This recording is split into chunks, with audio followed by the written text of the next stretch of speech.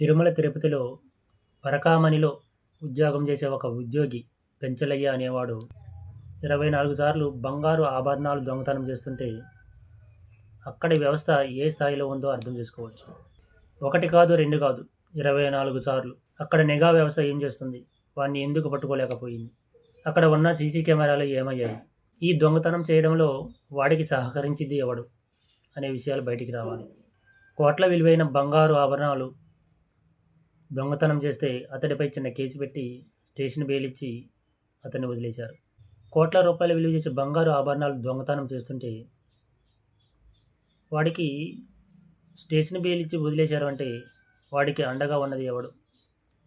వాడికి సపోర్ట్ చేస్తుంది ఎవడు? 24 సార్లు బంగారు ఆభరణాలు దొంగతనం చేశాడు అంటే ఖచ్చితంగా వాడికి ఎవడో ఒకడు సపోర్ట్ ఉండాలి. వాడే వీడికి 24 సార్లు దొంగతనం చేయడానికి అవకాశం కల్పించాడు. ఈ దొంగతనాలు బయటికి రాకుండా కాపాడడానికి కారణం కూడా వాడే కావచ్చు. 24 సార్లు దొంగతనం చేయడానికి అవకాశం కల్పించాడు అంటే ఈ దొంగతనాల్లో వాడికి భాగస్వామ్యం ఉంటుంది. వాడిని ఉద్యోగంలో కొనసాగించడానికి కూడా కారణం వాడే అయి ఉంటాడు. గతంలో ఇదే పరకామణిలో రవికుమార్ అనే ఉద్యోగి $7,000 ఏమో దొంగతనం చేస్తే వాడి ఆస్తి మొత్తం దాదాపు 15 కోట్లు రికవరీ పేరుతో తీసేసుకున్నారు. ఆ డాలర్ల విలువ 70 లక్షలు ఏమో ఉంటుంది.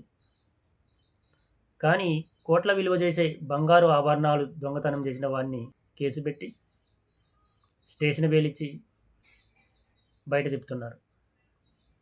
వీడికి అండగా ఉన్నది ఎవరు? 24 సార్లు దొంగతనం చేయడానికి వాడికి అవకాశం కలిగింది అంటే ఆ వ్యవస్థను నడిపే వాడికి భాగస్వామ్యం ఉంటుంది. భాగస్వామ్యం ఉంటేనే 24 సార్లు దొంగతనం చేయడానికి వాడికి అవకాశం కలిగి ఉంటుంది. ఆ దొంగతనం చేసేవాడు దొంగ అని ఈ వ్యవస్థను నడిపేవాడికి తెలిసి ఉంటుంది. తెలిసి కూడా వాడిని ఉద్యోగంలో కొనసాగించాడు అంటే ఈ దొంగతనంలో వీడికి భాగస్వామ్యం ఉంటుంది. ఏదో ఒక రోజు నిజం బయటపడుతుంది. ఆ రోజు ఈ వ్యవస్థను నడిపేవాడు కూడా బాధ్యుడు అవుతాడు. వాడికి కూడా శిక్ష పడుతుంది. ఈ వ్యవస్థను నడిపేవాడు ఒకడికి దొంగతనం చేసే అవకాశం కల్పించాడు అంటే వీడు కూడా దొంగతనం చేసిన వాడితో సమానం.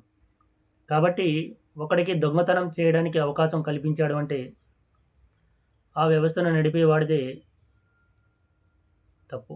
దొంగతనం చేస్తున్నాడని తెలిసి కూడా వాడిని ఉద్యోగంలో కొనసాగించడం తప్పు. ఎందుకు కొనసాగించాడు అంటే ఆ దొంగతనం చేసిన ఆభరణాలలో వీడికి భాగస్వామ్యం ఉంటుంది కాబట్టి 24 సార్లు వాడు దొంగతనం చేయడానికి అవకాశం కల్పించాడు. ఏదో ఒకరోజు వాడు వీడు ఇద్దరు బాధ్యులవుతారు. ఇద్దరూ శిక్షను అనుభవించాల్సి వస్తుంది.